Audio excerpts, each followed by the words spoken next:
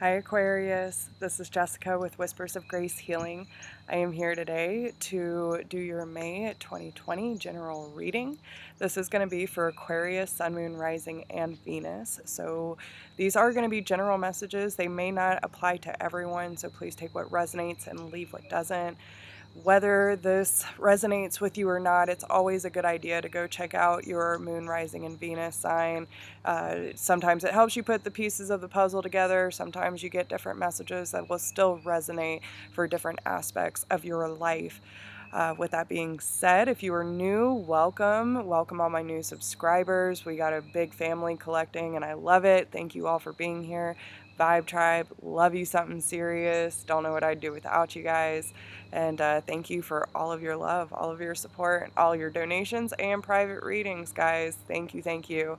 So with that being said, these messages are going to be channeled. I am not using tarot today, but hopefully the messages will still resonate all the same with you. If they do, make sure to like this video, share with your friends, drop me a comment. I love reading your comments, and if anyone needs to get in touch with me for any reason, you can do that through whispersofgrace1016@gmail.com. So, Aquarius, what is going on in May 2020? I feel like this is a pretty specific storyline, so I'm not sure how many people this is actually going to resonate with.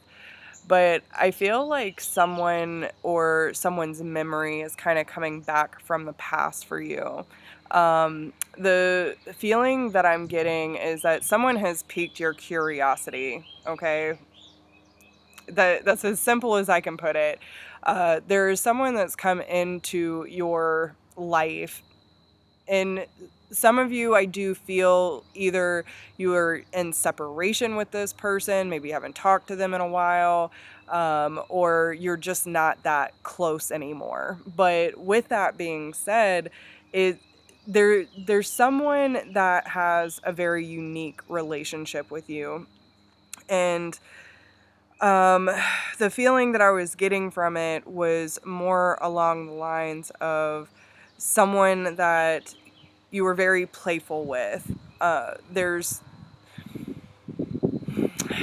one of the things that I heard was I miss the banter. So someone that you can keep the conversation flowing. It's very playful, nothing really too serious, just having a good time, a lot of laughs. You know, it was just a very lighthearted energy. I do feel like something kind of turned in that relationship as well. I don't like the feeling that I'm getting from it is you might not, like, you know this person, but you don't really know them. It's someone that may have just come across your path for a period of time, but you never really got to know each other. And even though there's this curiosity about this person, something happened to disrupt the flow of energy, and there were some actions that were taken that aren't really understood. One of the things was that I heard was, I don't know why I reacted that way. And also divine timing. I feel like this is a relationship or connection that definitely has divine timing at play, because another thing that I heard was it just wasn't the right time. So I do feel like there was a divine intervention at play. This was a connection that definitely sparked something, because even after this time, there's still this reminiscing about it. And when I started reminiscing this energy, like, there was a dull ache in my heart. Like, there's just some sort of wanting to connect, but not really sure how to make it happen, because there's a lot of factors at play. So you might have wanted to reach out, you might be seeing signs and synchronicities. A lot of them I was getting was, you know, there might be certain things where there are like common factors, whether you work with this person or maybe you have mutual friends, social media, these kind of things. And it's like there's things that keep resurfacing to bring this person's energy back into your life, Aquarius. And there might even be songs that come on the radio that remind you of this person, and then it takes you back to that reminiscing and almost this curiosity of like what's going on in their life right now. And but also, with that being said, there's a lot of fear attached to that as well. And I feel like it's going to take some serious navigating on Aquarius's part in order to kind of figure out how to navigate trying to come back together at some point. But it's just like this person's energy just keeps resurfacing and it's hard to detach from. Um, I feel like there is this mutual attraction, but neither one of you are really sure how to feel about each other at this point. And even though there's this want for reconnection, there just seems to be a lot of barriers in the way. And that could be self-limiting beliefs, that could be fears. A lot of it's like insecurities. One of the messages that I was picking up was like things about flaws, right? Or, you know, maybe you think this person, once they realize that you have these flaws, they're not going to be as interested as they were in the beginning. Or, you know, maybe you nitpicked some of the flaws that they have, and now you're realizing it's not like such a big deal. These kind of things. But you could also be really hard on yourself and this person to the point that, like, you ended up going your separate ways. So what advice do we have for this situation, guys? So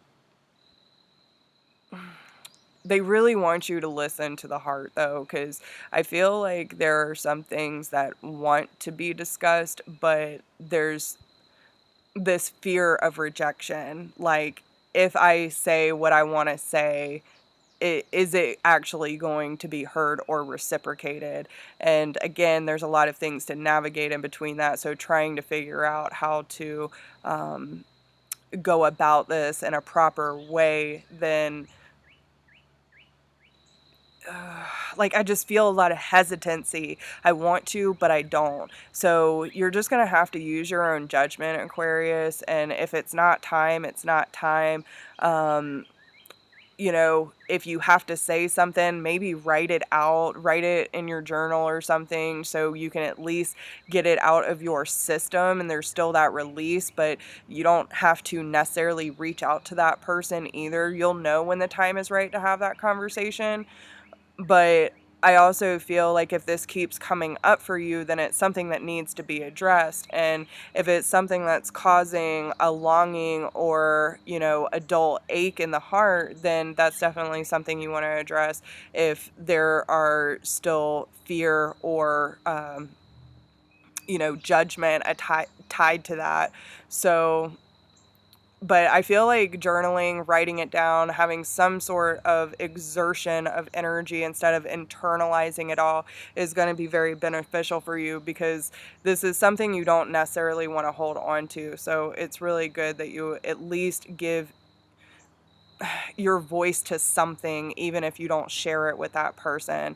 Your voice needs to be heard. Your story needs to be heard. It wants to be heard. So I think it's time to be honest about the situation and what you're feeling, and don't feel shameful for anything, because we do the best we can with what we have, right? And we don't all have the answers. We don't all have the tools, and we figure it out as we go. So just understand that, like, regardless, you need to first forgive yourself for anything that you feel like you have done wrong.